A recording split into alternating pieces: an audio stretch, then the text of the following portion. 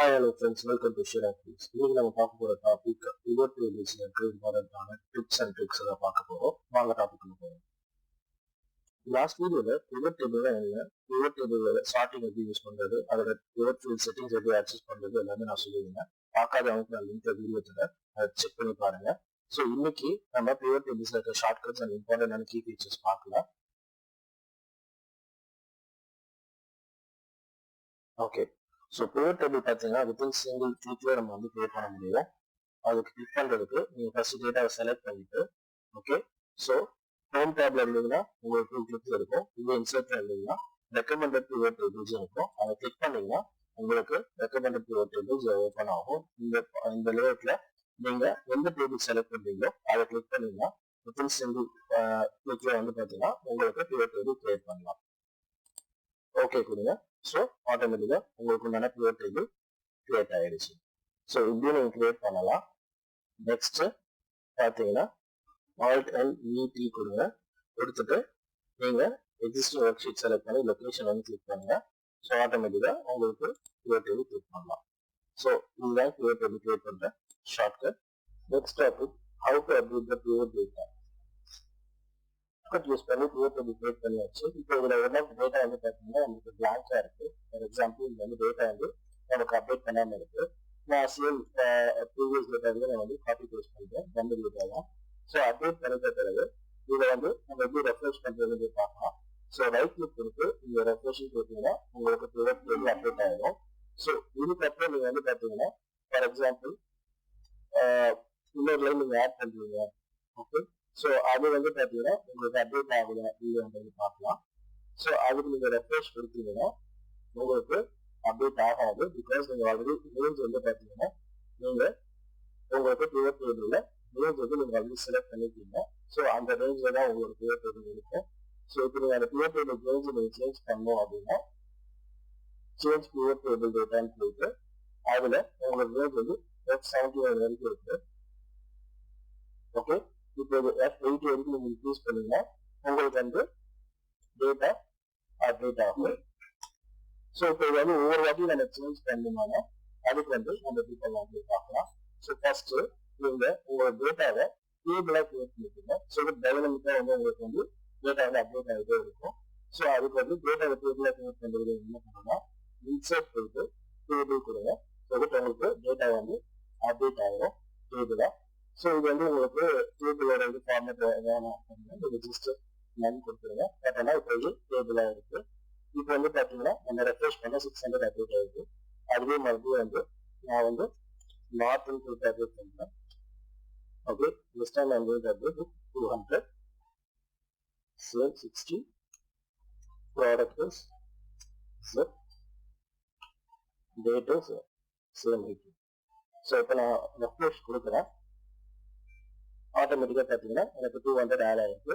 So நீங்கள் மொத்தமாக பார்த்தீங்கன்னா உங்களுக்கு தெரியும். ஸோ 300 இருந்துச்சு. அடிஷனல் 200 ஆட் பண்ணி உங்களுக்கு 800 ஆட் ஆயிருக்கு. மறுபடியும் நான் வந்து 200 ஆட் பண்ணுறேன்.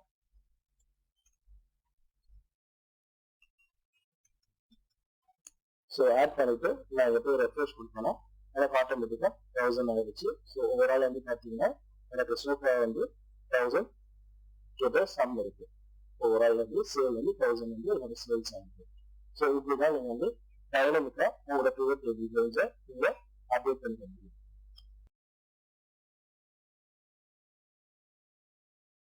So show or hide buttons எப்படி நம்ம வந்து எனேபிள் ஆர் டிசேபிள் பண்ணுறது பார்க்கலாம். ஸோ இப்போ இந்த pivotல நான் வந்து இன்னொரு கேட்டகரி வந்து நான் pivot table ஆட் பண்ணுறேன். அதுக்கு ஃபர்ஸ்ட் ஷோ ஃபீல்ட் லிஸ்டிங் பண்ணீங்கன்னா உங்களுக்கு pivot tables இந்த மாதிரி லேஅவுட் உங்களுக்கு ஓப்பன் ஆகும். இது நான் ஆல்ரெடி சொன்ன மாதிரி உங்களுக்கு லேஅவுட் எப்படி இருந்தோ நீங்கள் அதுக்கு மாதிரி கஸ்டமைஸ் பண்ணிக்கலாம். ஸோ இப்போ இங்கே வந்து நான் ஆல்ரெடி கேட்டகரி வந்து நான் கொடுத்துருக்கேன். இப்போ இதில் எனக்கு வந்து ரீஜன் வந்து எனக்கு வந்து இன்னொரு ரீஜன் நான் ஆட் பண்ணுறேன். ஸோ ஆட் பண்ணால் எனக்கு வந்து பார்த்தீங்கன்னா இப்போ இந்த ப்ளஸ் ஆர் மைனஸ்ன்ற மாதிரி ஆப்ஷன் காட்டுது. ஸோ இப்போ எனக்கு இந்த ப்ளஸ் ஆர் மைனஸ் வந்து எக்ஸ்பேண்டர் கலர்ஸ் வேணும் அப்படின்ற மாதிரி இருக்குன்னா நீங்கள் அப்போ இதை செலக்ட் பண்ணிட்டு இங்கே வந்து பார்த்தீங்கன்னா pivot table analysis இருக்கும். அதில் plus or minus show or hide buttons இருக்கும். இதை செலக்ட் பண்ணீங்கன்னா உங்களுக்கு அந்த ஆப்ஷன் வந்து டிசேபிள் ஆகிடும். இல்லை உங்களுக்கு அதை எக்ஸ்பேண்ட் பண்ணி காட்டணும்னா நீங்கள் மறுபடியும் கிளிக் பண்ணுங்க, உங்களுக்கு ப்ளஸ் ஆர் மைனஸ் எனேபிள் ஆகும். சிமிலர்லி உங்களுக்கு வந்து ஹெட்டர்ஸ் வேணும் அப்படின்னா நீங்க ஹெட்டர்ஸ் வைக்கலாம். இந்த செலக்ட் பண்ணீங்கன்னா உங்களுக்கு ஹெட்டர்ஸ் வந்து டிசேபிள் ஆயிடும். ஸோ இப்படியே வந்து நீங்க இது பண்ணலாம். ஸோ இப்போ இதோட ஹெட்டர்ஸ் நீங்க சேஞ்ச் பண்ணணும்னா டைரக்டா வந்து இங்கேயும் நீங்க சேஞ்ச் பண்ணிக்கலாம். ரூல் இதுன்னு இருக்கு. இதுல வந்து நீங்க கேட்டகரி வைஸ் கொடுக்கலாம், கேட்டகரிஸ் கொடுக்கலாம். இல்ல உங்களுக்கு எப்படி நீங்க கேட்டகரி வெர்சஸ் ரீஜன் வைஸ் கொடுக்கணும், உங்களுக்கு எப்படி கம்ஃபர்டபுளா இருக்கோ கஸ்டமைஸ் பண்ணி நீங்க ஹெட்டர்ஸை சேஞ்ச் பண்ணிக்கலாம். அண்ட் இப்போ வந்து இங்க சேல்ஸ் சம் ஆஃப் சேல்ஸ்னு இருக்கு. இந்த ஹெட்டரை எப்படி சேஞ்ச் பண்றது பார்க்கலாம். ஸோ ஃபார் எக்ஸாம்பிள் இப்போ நான் சேல்ஸ் டைப் பண்றேன். எனக்கு பார்த்தீங்கன்னா பிவட் டேபிள் வந்து அந்த ஃபீல்ட் ஆல்ரெடி நமக்கு இங்க இருக்கிறதுனால அதை எடுத்துக்காது. ஸோ அப்போ என்ன பண்ணலாம்னா நீங்க எய்தர் ஸ்பேஸ் லாஸ்ட்ல கொடுக்கலாம், ஆர்எல்ஸ் பிஃபோர் ஸ்டார்ட் ஆகிற லெட்டர் வந்து நீங்க ஸ்பேஸ் கொடுத்தீங்கன்னா உங்களுக்கு ஆட்டோமேட்டிக்கா வந்து அது அப்டேட் ஆயிடும். இல்ல நீங்க நேம் வந்து சேஞ்ச் பண்ணுறது அப்படின்னா சம் ஆஃப் சேல்ஸ்னு இருக்கு. இப்போ நீங்க சேல்ஸ் சேஞ்ச் பண்ணா ஆக மாட்டேங்குது அப்படின்னா நீங்க என்ன பண்ணலாம்னா கண்ட்ரோல் ஹெச் கொடுத்து ஸ்டார்ட் சம் ஆஃப் அதுல இருக்க டைப் பண்ணிக்கோங்க, கேப்சஸ் ஆஃப் அப்படின்னு கொடுத்துட்டு ஆல்டே கொடுங்க. ஸோ ஆட்டோமேட்டிக்கா உங்களுக்கு அந்த பின்னாடி இருக்கிற சம் ஆஃப்ன்ற அந்த டேர்ம் வந்து உங்களுக்கு டெலீட் ஆகும். ஸோ இப்படியும் நீங்க சேஞ்ச் பண்ணலாம். இதுதான் இந்த பிவட் டேபிள் வந்து எனக்கு ஒரு கேட்டகரிக்குள்ள ஒரு ரீஜன் வந்து எனக்கு வந்து மர்ஜ் ஆயிருக்கு. ஸோ இப்போ வந்து ஸ்பிளிட் அப் பண்ணி தனியாக எனக்கு வேணும் கிளாசிஃபிகேஷன் வேணும்னா அதுக்கு நீங்க என்ன பண்ணலாம், பிவட் டேபிள் செலக்ட் பண்ணிட்டு தென் டிசைன்ஸ் போங்க. ஸோ அதுல லே அவுட்னு இருக்கும். ஓகே, ஸோ ஷோவிங் காம்பாக்ட் இது மாதிரி இருக்கு. இல்ல ஷோவிங் டேப்லெட் ஃபார்ம் கொடுத்தீங்கன்னா உங்களுக்கு இந்த மாதிரி உங்களுக்கு தனித்தனியாக ஸ்பிளிட் அப் ஆயிடும். ஸோ இதுல பாத்தீங்கன்னா உங்களுக்கு தெரியும் எல்லாமே உங்களுக்கு தனித்தனியாக ஸ்பிளிட் அப் ஆயிருக்கு. ஸோ இப்படி நீங்க காட்டலாம் எக்ஸ்பேண்ட் பண்ணி. சப்போஸ் இல்ல உங்களுக்கு மறுபடியும் நார்மலா வேணும்னா டிசைன் போயிட்டு வித்வுட் லேஅவுட்ல ஷோவிங் காம்பாக்ட் ஃபார்ம் கொடுத்தீங்கன்னா உங்களுக்கு பேக் டு நார்மல் வந்துடும்.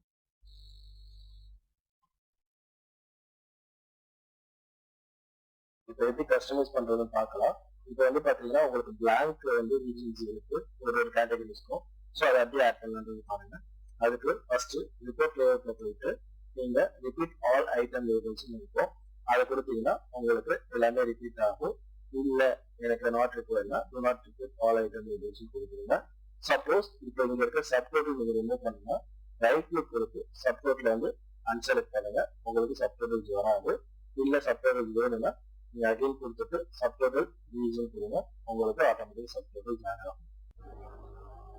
இப்போ சப்டோட்டல்ஸ் நம்ம பார்த்தோம். இப்போ ஃபார் எக்ஸாம்பிள் இது வந்து ரிப்பீட் ஆல் ஐட்டம்ஸ் நம்ம ஃபர்ஸ்ட் வந்து பாத்தீங்கன்னா உங்களுக்கு சேம் வந்து மேர்ஜ் ஆகி வேணும் அப்படின்னா நீங்க பிவட் டேபிள் அனலைஸ்ல போயிட்டு பிவட் டேபிள் ஆப்ஷன்ஸ்ல போங்க. அதுல merge and centre labels cells இருக்கும். அதை கிளிக் பண்ணீங்கன்னா ஆட்டோமேட்டிக்கா உங்களுக்கு மேர்ஜ் பண்ணி உங்களுக்கு கொடுத்துரும். இதுல உங்களுக்கு சப்டோட்டல்ஸ் வேணான்றது நீங்க ரிமூவ் பண்ணி பார்த்தீங்கன்னா உங்களுக்கு கிளியரா இருக்கும். ஸோ பார்க்கறதுக்கு உங்களுக்கு ஆட்டோமேட்டிக்கா கஸ்டமைஸ் பண்ணி மேர்ஜ் பண்ணி உங்களுக்கு ஆகும். ஸோ இப்படி நீங்க கஸ்டமைஸ் பண்ணிக்கலாம். உங்களுக்கு ஏற்ற மாதிரி உங்க டேபிளை வந்து நீங்க கஸ்டமைஸ் பண்ணலாம். இல்ல இது வேணும்னாலும் நீங்க ரிமூவ் பண்ணிக்கலாம். டிராக் பண்ணி நீங்க எழுதிங்கன்னா உங்களுக்கு நார்மலா உங்க கேட்டகரிகளுக்கு வரும். இங்க பார்க்க போற டாபிக் ஸ்லைசர்.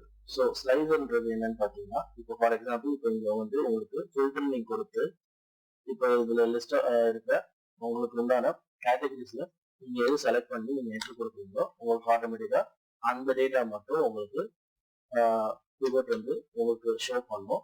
ஸோ இப்போ வந்து பாத்தீங்கன்னா நான் வந்து 3 ஐட்டம்ஸ் செலக்ட் பண்ணா அந்த 3 ஐட்டம்ஸ் மட்டும் வருது. இல்ல செலக்ட் ஆகி கொடுத்தீங்கன்னா எனக்கு எல்லாமே வருது. ஸோ இந்த மாதிரி நீங்க ஒவ்வொரு நீங்க செலக்ட் பண்றது போதுன்னா நீங்க இன்சர்ட் போயிட்டு ஸ்லைசர்னு இருக்கும். ஸோ இந்த ஸ்லைசர்ல நம்ம பார்த்த இந்த கேட்டகரிஸ் எல்லாமே உங்களுக்கு லிஸ்ட் டவுன் ஆகும். ஸோ இந்த பிவட் டேபிள்ல இருக்கிற டேட்டாஸ் எல்லாமே உங்களுக்கு லிஸ்ட் டவுன் ஆகும்.